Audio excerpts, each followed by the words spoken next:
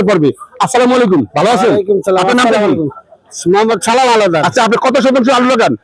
আমি এবার লাগাইছি 1 কানি 6 ঘন্টা। 1 কানি 6 ঘন্টা জমি লাগাইছেন।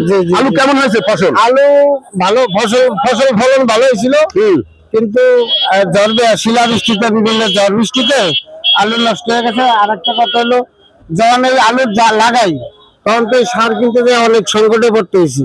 সার দেয়া গেছে, মনে করেন বিভিন্ন জায়গায় খোঁজ খবর নেওয়া, এই সার দেয়া গেছে 1000 টাকার সার 1500 টাকা দিয়ে বলতে। আচ্ছা, আপনাকে আমি একটা প্রশ্ন করি, এখন কয় টাকা বলতেছে আলু? এখন তো আলু 300, 350 এই বলে মন বলে। আপনি কি মনে করেন কি খুশি আছেন আপনি? না না, এত খুশি থাকা সম্ভব কেমন না। মনে হয় আপনার? আমার মনে হয় যে আমি বাচ্চা থাকো মরা। আমার মন চায় না যে আলু লয়েছি পাবলিক দাম কইলে মনে করে যে পাবলিক রে মানে একটা কিছু করি, কিন্তু আসলে তো পাবলিক পারছেন, ইচ্ছা করলে তো কিছু করা যায় না। দর্শক বন্ধুরা, আসলে এটাই প্রতিটি কৃষক বলতেছে আলুর সাথে গলায় রশি দিবে, কেননা এত কষ্টের বেদনা সেই আলু ফসল তৈরি করে দেখতে পাচ্ছেন যে সারা বাংলাদেশে তারা ভোক্তাদের খাওয়ায়।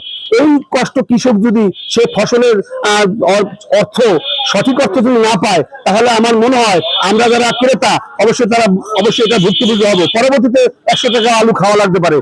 আসলে এটাই বাস্তবিক। দেখতে পাচ্ছেন আরেক ভাই আলু লাগাইছে। ভাই, আপনি কি ভালো আছেন? আছে, আমি দাঁড়ায় আছেন, দাঁড়া আলু বলতেছে, আপনি আলু 300 টাকা করে।